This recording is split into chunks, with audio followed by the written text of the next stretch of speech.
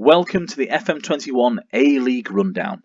It's been another week of events and results here in the Mariners' massive universe, capped off by our first loss of the season as we suffered a 4-2 defeat against Melbourne City just a few days ago on YouTube. As always for the rundown, we'll just go through each individual club, let you know what's been happening at each of the A-League teams. We begin with Adelaide United, and it's been a mixed couple of results for the Reds. A loss to Wellington Phoenix, followed by a 3-1 win over Perth Glory at Cooper Stadium. Tommy Zurich now has 4 goals to his name in just 6 appearances, and that puts him in third on the goal scoring charts for the A-League. Brisbane Roar are yet to pick up a win under Warren Moon this season. The good news is that in the last week they've stopped shipping goals. The bad news is that they've stopped scoring them as well. 2 successive 0-0 draws against Western United and Newcastle Jets mean that they have actually drawn 5 of their opening 6 league games. There is some news, as you can see. The Brisbane Roar owner, Dalia Tahir, is looking to sell the club, and a local investor could be in line to take over in the future. Whether that's positive for Brisbane, I'm not quite sure. I'm sure the Raw fans will have plenty to say on that. Ourselves, the Central Coast Mariners, we earned a 2-0 win over MacArthur in Gosford, thanks to goals from Urena and a penalty by Matty Simon, before we crashed to that 4-2 loss against Melbourne City at Amy Park. The signing of George Niedermeyer is on hold, pending a work permit. So we are having a look at Tomislav Mersala. He's in on trial at the minute, the former Perth Glory man. We've given him 4 weeks to prove himself, especially because Niedermeyer's review for his work permit only takes place at the end of January. So we've actually got plenty of time to really consider alternatives. We've also made contact with Christian Theo Harris's agent. So the young 21-year-old, he's over at Borussia Mönchengladbach. His contract comes to an end within the next 6 months, so he's eligible for us to have a quick look at and perhaps offer him a contract. MacArthur Bulls lost to ourselves, but then they rebounded with a win over Wellington Phoenix. It was Miroslav Popovic with the goal on that day, the left winger netting the only goal of the game at Campbelltown Stadium. A tight match by all accounts. Wellington doing really well this season, so a bit of a surprise.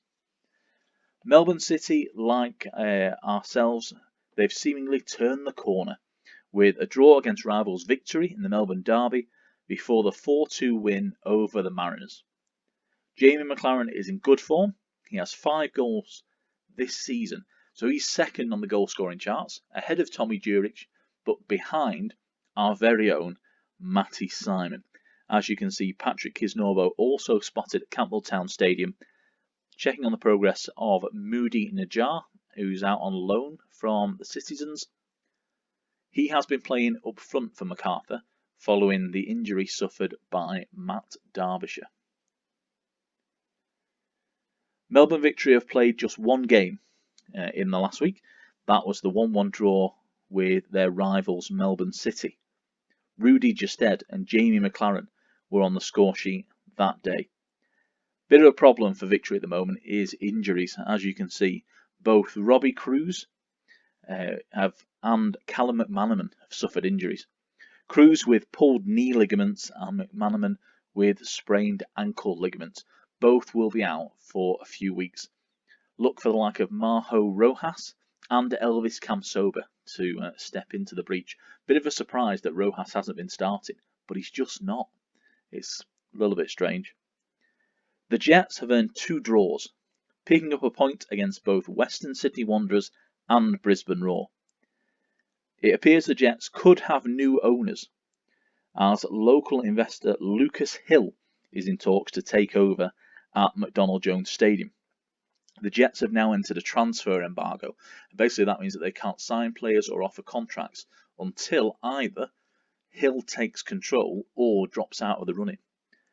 He's willing to part with around £500,000, which seems quite a cheap price for a very good Newcastle United Jets FC. Interesting to see how that develops in the coming weeks. Perth Glory, like Brisbane, are yet to pick up a win this season. 5 losses and 1 draw to their name now. In the last week, they lost 3-1 to both Sydney FC and Adelaide United, same scoreline. They do have 2 home games to come, and to be honest, they're going to need it because pressure is mounting on manager Richard Garcia. A bad result against MacArthur in their next game could see his fate. We could have the first A-League managerial casualty of the season. The Sky Blues, well, they won their single match, just one, in the last week against Perth Glory. Problem for them is that Alex Boundjohan is out with a twisted ankle. So one of their key creative players who's been in the team this season is going to have to be replaced. But interesting to see it was 3-0 by the time that Chris Economides got a late goal back for Perth Glory. Patrick Flotman, we may have discussed this before, has decided to stay with Sydney SC. He's turned down a host of loan moves. The Knicks recorded a loss for the first time this season after that one against MacArthur, but a win in the previous game versus Adelaide United means that they are second on the A-League ladder. It was De Vere with the mistake, so he suffered a bit of a rick against MacArthur FC. And as you can see, Ufuk Talai has been quick to praise his man, his defender, saying that he'll get back to full capacity for the next game. Still no wins for Carl Robinson as Western Sydney United boss. They drew 2-2 at Desmond with Newcastle Jets. The Wanderers were 2 goals up, adding to the frustration at Bankwest Stadium, you would suggest, even more so because it looks like South Africa are going to pass on giving Keanu Bacchus an international cap. Even a call-up. A bit of a shame there for him. In real life, obviously, one of their better players and started the season pretty well. In contrast to the Wanderers, Mark Rudan's Western United side are unbeaten in their 5 games. A 0-0 draw with Brisbane Roar continued that run and protected their loss column. Speaking of columns, let's have a quick look at the A-League table. As you can see, the early leaders are ourselves, the Mariners, only on 13 points now, having won 4, drawn 1 and lost 1. Same record as Wellington Phoenix, up in second, back there on goal difference. Down at the bottom of the table, it's those again, Melbourne Victory, Western Sydney Wanderers and Perth Glory, none of which were able to pick up a win after they were pretty down last week. Victory and the Wanderers both getting a point on the board, it has to say. Good form shown by Western United. They are the only unbeaten A-League team. They've played 5, won 3 and drawn 2. If they win their game in hand, they will go top. So pretty interesting. And as you can see, Brisbane Roar, they have a pretty shoddy record. I mean, 5 draws and 1 loss. You've got to go for it, haven't you? You've got to at least take the losses on the chin. But yeah, they seemingly cast just above those bottom 3 teams. There's a bit of a gap there of 3 points between the Roar and Melbourne Victory. In terms of the upcoming matches, so our next fixtures, last fixture there, 4-2, we've got Perth Glory hosting MacArthur FC. So Perth right at the bottom of the league. They really do need a win against one of the new boys, MacArthur. We've got the Sydney Derby at Bankwest, so really rocking atmosphere you can imagine. Western Sydney Wanderers who need the points. And then you've got Sydney FC. You're expecting them to be stronger, just in 6th, on the cusp really, of the playoff positions. We've got another Melbourne Derby as the Victory host Western United. So again, Victory down there in 10th. They need the points, but Western will want to press on. And if they win that one, could go top. Adelaide then play Newcastle Jets, a battle of what appear to be at the moment mid-table teams. Wellington Phoenix play Melbourne City, so if they win that, they will go top as well. Macarthur in action again. They take on Western Sydney Wanderers at Campbelltown. And then on Saturday the 23rd of January, we've got a host of fixtures. Adelaide United at home to Melbourne City, so a bit of a rematch from the FFA Cup final last season. Melbourne Victory host ourselves, the Mariners, so currently in 10th against us in 1st.